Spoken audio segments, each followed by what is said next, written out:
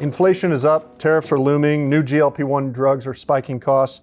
But while many of the cost pressures are things outside of a plan sponsor's control, there are ways to reset the baseline. But to do so, we have to understand what's happening across this landscape. Maybe the best place to start is the high cost claims themselves that are hitting our plan sponsors.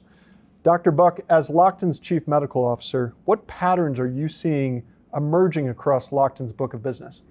Employers are facing three converging cost pressures. The first is we're seeing an increase in healthcare utilization, but it's really focused on acute care as well as specialized care utilization. So more hospitalizations, more emergency department visits. We're also seeing more complex procedures as well as specialty drug utilization.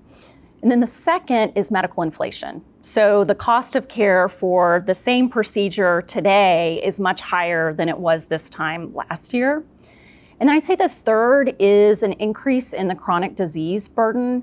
But what's really shifting is we're seeing more people with more multiple chronic conditions. So 3 or more chronic conditions running together. So that is increasing the severity of their illness. And then that obviously is contributing to greater cost. So for employers, it's actually not just about an increase in cost. All of these factors are driving increase in volatility and unpredictability, which is a big challenge.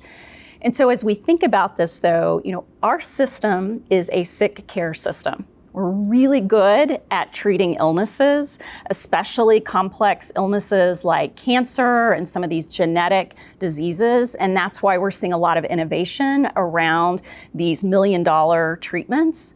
And so, of course, that's important, but where we need to see the balance is investment in prevention. How can we get ahead of these conditions before they become so severe?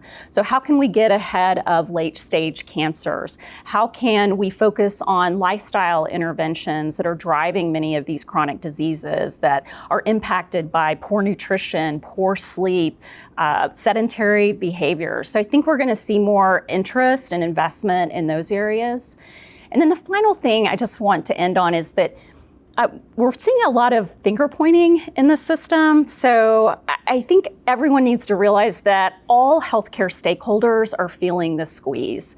So whether it's providers or pharma or PBMs or insurance carriers or stop loss carriers, everybody's really trying to protect their margins. And then what that's contributing to is misaligned incentives.